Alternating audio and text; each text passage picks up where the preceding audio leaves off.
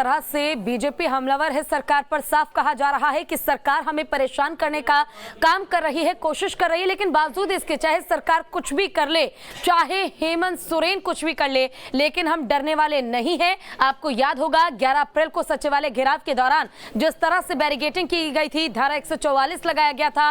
BJP के तमाम जो ये विधायक हैं, इन पर आरोप यही है कि इन्होंने धारा 144 का उल्लंघन किया है। इसी पर ज्यादा जानकारी के लिए हमारे संवाददाता कुमार चंदन हमारे साथ जुड़ गए हैं। चंदन, देखिए फिलहाल नोटिस जारी किया गया बीजेपी के विधायकों को, नेताओं को। अब आज उनका कहना है कि हम सिर्फ नोटिस के सम्मान में थाने में पहुंचे हैं, वरना हमारी कोई गलती नहीं है, सरकार हमें परेशान कर रही है। क्या अपडेट है फिलहाल आपके पास इस मामले पर? देखिए, हम इस वक्त धोरवा थाने में ही हैं और अभी अभी बीजेपी के प्रदेश अध्यक्ष दीपक प्रकाश सहित जो विधायक हैं, जो 5 लोग थे जिनसे पूछताछ हुई है, वो यहाँ से बाहर निकले हैं। प्रदेश अध्यक्ष ने कहा वो गिरफ्तारी देने पहुंचे। इसी कमरे में थाना प्रभारी आपको सामने दिखेंगे, यहीं पे उनसे पूछताछ यहीं पे हो रही थी। और हम ये समझने की कोशिश करते हैं कि किन किन लोगों को पूछताछ के लिए आप लोगों ने बुलाया था। अनुसंधानकर्ता के द्वारा कांड संख्या 107-23 है, उसमें माननीय सांसद महोदय श्री दीपक प्रकाश जी, विधायक सीपी सिंह जी, विधायक जायसवाल जी, विधायक समरीलाल जी और एक अन्य अशोक बड़ाई जी थे, उनको बुलाया गया था।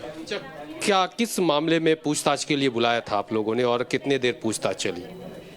वो दिनांक 11 तारीख को जो घटना घटी थी सचिवालय घेराव से संबंध में, जिसमें पुलिस का बैरिकेडिंग तोड़ा गया था, उसी संबंध में FIR दंडाधिकारी के बयान पर दर्ज किया गया था।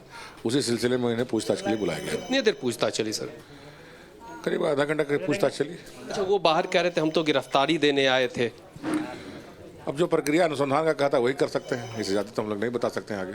तो जो आधे घंटे पूछताछ चली, आप संतुष्ट हुए? पूछताछ की दिशा किधर जाती हुई दिख रही है? अभी इन्वेस्टिगेशन का पार्ट, उसको आगे हम क्या बताएं आपको, ये तो अनुसंधान का ये पार्ट है, ये ज़्यादा हम इसमें आपको हम डिस्क्लोज नहीं कर सकते हैं इसको। देखिए, बिल्कुल यहीं पे पूछताछ हुई थी, यहीं 5 लोग बैठे हुए थे, इसी कमरे में, इसी चेंबर में 5 लोगों से पूछताछ हुई है और यही थाना प्रभारी थे जिन्होंने आधे घंटे तक पूछताछ किया है।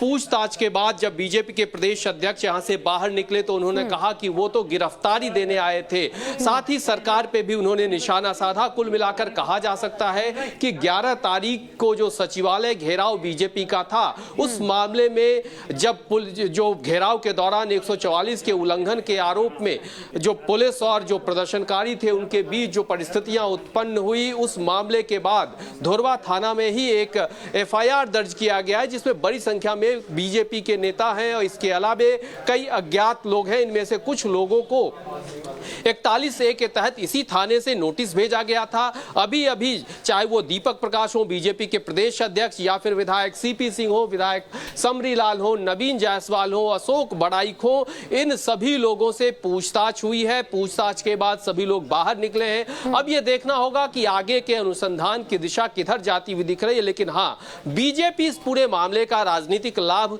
लेना चाहेगी। बीजेपी की ये कोशिश होगी कि पूरे मामले को सियासी रंग दिया जाए और फिर इसे जनता के बीच ले जाकर इसका पार्टी के हित में लाभ उठाया जाए। बिल्कुल, देखिए जिस तरह से धुरवा में मामला दर्ज किया गया, उसके बाद ये भी जानकारी बीजेपी की तरफ से निकलकर सामने आई थी कि 11 अप्रैल को जो सचिवालय घेराव के दौरान प्रदर्शन हुआ, हंगामा हुआ, तमाम चीजें जो वहां पर देखी गई थी, जो परिस्थितियां थी, उसमें कुछ असामाजिक तत्व भी थे, कुछ ऐसे लोग थे जिन्होंने बेवजह बीजेपी शांतिपूर्ण तरीके से काम करना चाहती थी, प्रदर्शन आंदोलन करना चाहती थी और सचिवालय का घेराव करना चाहती थी, लेकिन कोई ऐसे असामाजिक तत्व थे जिन्होंने इसे हंगामे के तौर पर दर्शाया है।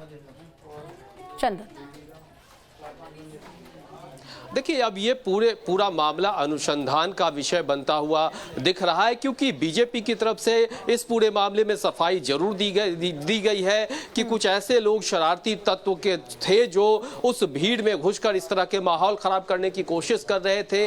पुलिस ने इस पूरे मामले में बीजेपी के कार्यकर्ताओं को कह सकते हैं 144 के उल्लंघन के मामले में दोषी माना है। और हालांकि जो कहें पुलिस की अगर बात करें तो पुलिस की तरफ से इस पूरे मामले की उस दौरान दौरान वीडियोग्राफी भी कराई गई थी। जब अनुसंधान की दिशा आगे बढ़ेगी तो साक्ष्य और सबूत के आधार पर आगे की कार्रवाई होगी। लेकिन फिलहाल इस मामले में आज बीजेपी के कुछ नेताओं को 41A के तहत धुर्वा थाना से जो नोटिस भेजा गया था, उस नोटिस के मामले में वो सभी लोग धुर्वा थाना पहुंचे। इनसे आधे घंटे तक पूछताछ हुई है। पूछताछ के बाद ये सभी लोग बाहर निकले हैं। तो कहा जा सकता है कि बीजेपी इसको निश्चित तौर पे कहेगी कि बीजेपी के कार्यकर्ता शांतिपूर्ण तरीके से सचिवालय घेराव के लिए जा रहे थे। अगर 144 लागू था तो उनके कार्यकर्ताओं को गिरफ्तार करना चाहिए था, बस में लादकर ले जाना चाहिए था, लाठीचार्ज नहीं करना चाहिए था। ये बीजेपी के अपने तर्क हैं। पुलिस अपने तरीके से अनुसंधान करेगी, सरकार अपने तरीके से इस पूरे मामले को देखेगी।